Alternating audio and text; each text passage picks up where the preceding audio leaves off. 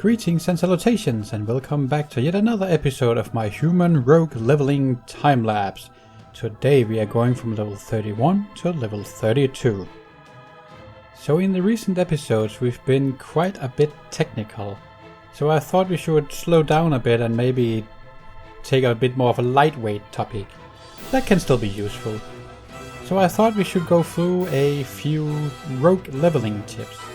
So full disclosure, I am in no way adhering to all these tips. I am actually literally breaking some of these, but they are generally good ideas to do, but if you don't feel like doing it, don't do it. You have to play the game the way you want to play. So first off, do your class quest. So for the rogue, around level 20, you can do your quest that gives you poison, and throughout that quest chain you also get access to the thistle tea recipe. And the cool part about doing this quest is that it actually requires you to level your lockpicking a bit, so you kind of also get kickstarted with that as well.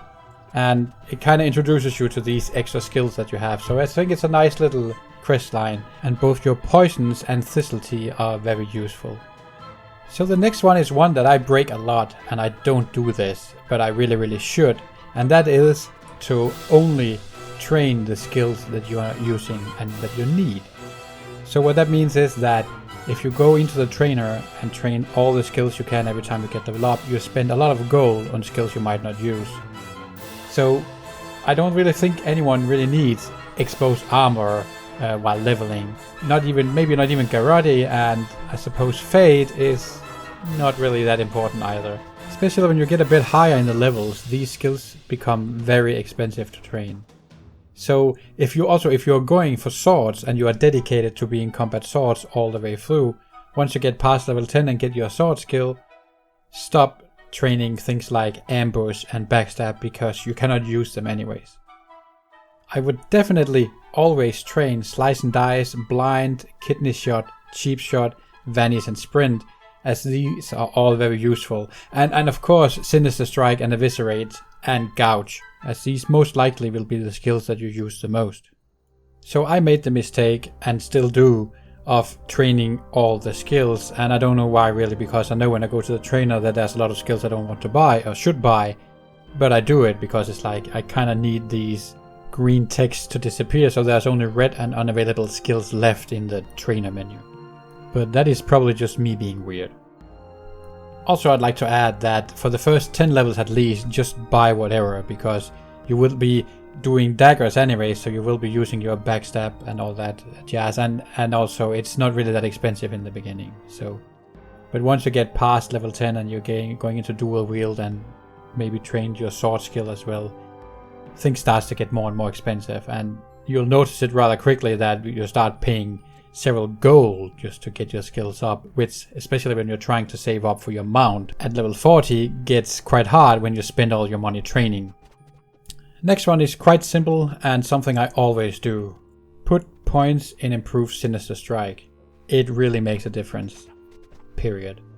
So these 5 energy less you have to pay for, it really helps your rotation, so you can get your sinister strike off more quickly, which in turn allows you to build up more combo points, which makes your eviscerate hit harder or your slice and dice last longer.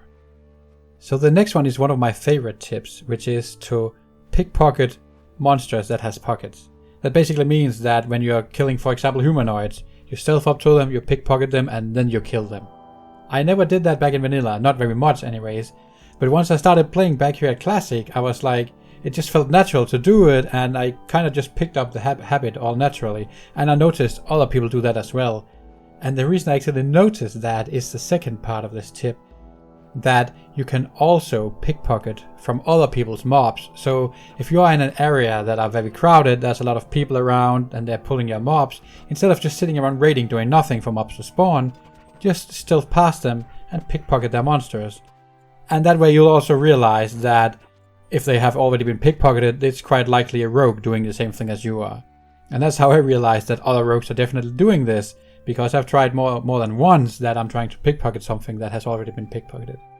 Also, a nice, maybe weird thing about this game is that if you stealth up to some monster and you try to pickpocket it, and you succeed, but at the same time it discovers you and attacks you, and then you start fighting and you didn't get to loot it, the moment you kill it, you actually get to loot it twice because you have access to both the loot from your, well, the normal monster loot and also from the pickpocket loot table. And this is very nice, so sometimes you basically just need to, quotation marks, attack it with your pickpocket, and then you kinda has more loot from it. I think I actually mentioned this in one of my earlier videos back in when I was in Darkshore, which were actually where I realized that happened. So definitely, whenever you get the chance, try to pickpocket the monster you're attacking. For that, it gets a big extra gold, and on top of that, you also get junk boxes, which you can use to level your lockpicking skill. So it's almost a no-brainer in my opinion. You get more loot, sometimes even healing potions and regans for your maybe even blind powder sometimes. And blind powder does require fate leaf, so getting blind powder without having to go farm fate leaf is an added bonus, I'd say. So I can't stress this enough. I think this is a very nice and smart thing to do, so definitely do it. It might hinder your leveling speed a tiny bit, but I definitely think that it is worth it. Next up is ranged weapons. So always have something ranged on you. I actually did that a lot in the beginning, but for quite a few levels I actually did it. I think in this video I actually have a throwing weapon equipped, but I'm a bit ahead in the real world compared to when I'm doing these videos, so I know for a fact that there will be some levels where I don't have any ranged weapons, but I kind of rectify that later on. So it's very important for those hard to do pulls. It can save you a lot of trouble and death because you can kind of separate, you know, one mob from the herd. So later on, when you get access to weapons with stats like guns and bows or crossbows, you should consider using them instead. The drawback is, I think the cast time for those are slightly longer than for the throwing weapons, but the stats you can get from these bonuses are better because throwing weapons don't have any stat bonuses in vanilla. So I would, the moment you find a weapon with better stats, shift it out with that bow, gun or crossbow. But don't do it for the damage, do it for the stats, because you're only using this to pull, so the damage is really not that important. So when you're out grinding or killing mobs, try to always go for something that is at your level. And the reason for that is that the moment a monster has a different level than you, either higher or lower, there is a penalty to the XP you get from it. And the further away from you that level is, the greater the penalty. So I think especially killing up higher level monsters, it can hinder you because it takes more time and you don't really earn that much XP compared to the time invested. On the other hand, sometimes it can be beneficial to kill lower level mobs if you can kill them faster than even level mobs. I notoriously break this rule all the time. I end up fighting mobs that are way too high for me and I end up dying way too much, and in some cases I end up doing a lot of lower level quests. But I actually like doing the lower level ones once in a while, especially if it's a quest hub with a lot of quests, because it kind of feels like a breeze just to go through, and once you go and turn in the quest, as long as they haven't turned grey for you of course, then it's a nice, it sometimes just feels nice to get this XP bonus. And I actually think that in some cases it is actually faster because you spend less time killing the mobs.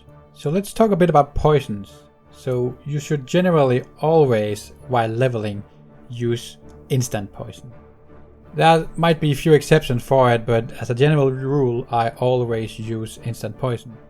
So even though deadly poison has a tendency to do more damage, you usually don't really get to utilize all these ticks from it. I think it's like 18 seconds or something. So in general you do more damage from your instant poison, but actually more importantly is that while in a fight and you're maybe about to die, you can quickly gouge and do the bandage thing. But if you have a deadly poison ticking, the moment that poison ticks, it breaks your gouge and reduces the amount of ticks you can get from your bandage.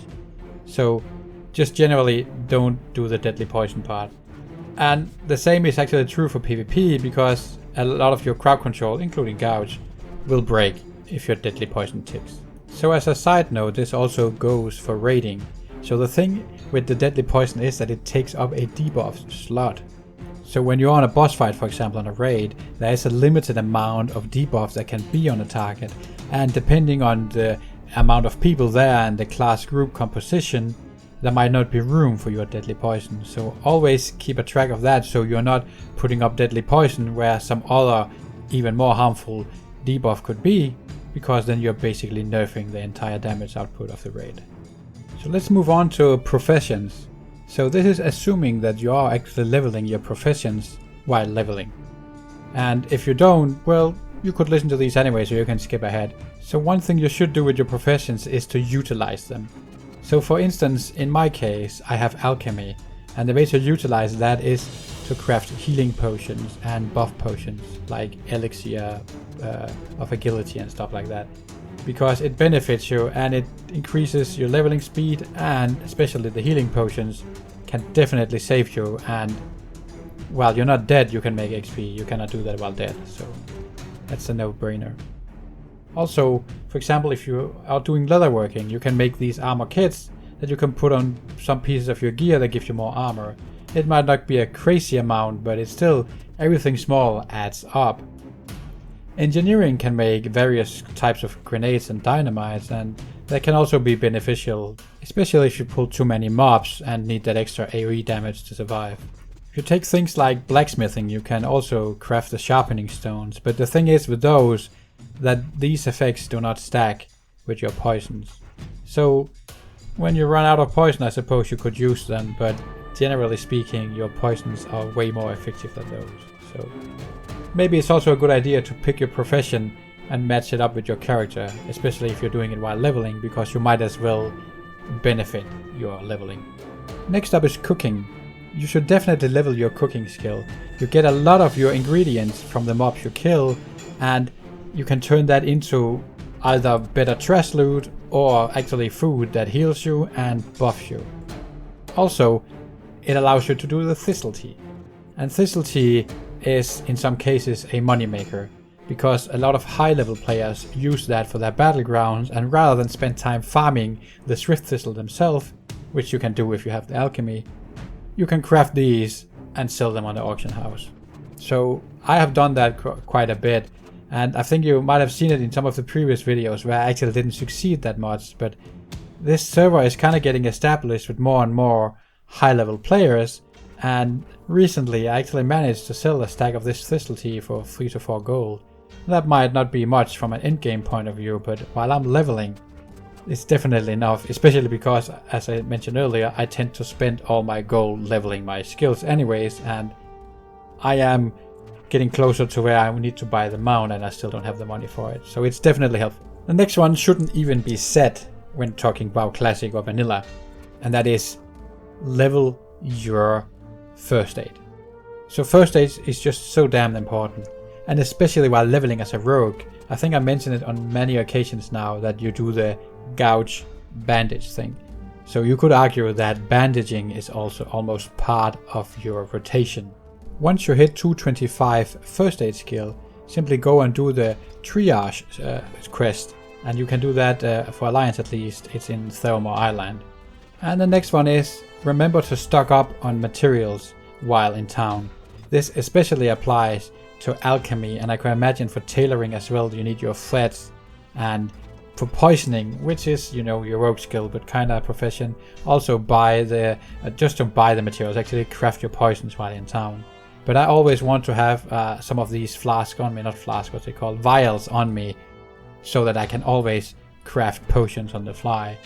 And for other professions I would say that is probably also true. I know for tailoring you need thread, so always bring thread that kind of fits the level you're at, so you can craft stuff on the fly, especially if you may be parting it up with enchanting, so you can disenchant the stuff on the fly as well. Also, while stocking up, always make sure that you have your flash powder and your blinding powder, because it really sucks that you are in a situation where you need it and you haven't even seen that you ran out, and then you basically die because you kind of planned that, oh, I can just blind this guy, or I can just vanish if this goes wrong. I've tried that on several occasions as well. Do be careful, remember to stock up. Anyways, that was all the tips and hints I had for you guys today. So if you agree or disagree, do let me know, and if you have any hints or tips that I didn't mention here, or you have some cool gimmicky ideas that really works out in some situations, do let me know. I'm always eager to learn new stuff, and we might even be able to share them with the rest of the people here. Also, if you have any ideas what we should talk about in these videos, do let me know. I'm having a hard time coming up with new topics all the time, and as I've mentioned before, There's quite a few levels / videos left, so do let me know if you have any ideas, otherwise it's just gonna end up me rambling about random topics that I pick up. Anyways, it seems that we are closing in on the level up, so we are kinda matching the timing as usual it seems. Although I am paddling a bit now to make it fit, but here we are. So remember, if you like what we are doing here, hit that like button down below, and do the subscribe thing as well if you're new here. There's quite a few levels left that you can still tag along and listen to my words of wisdom. Anyways, thank you so much for watching, and you'll see me in the next video.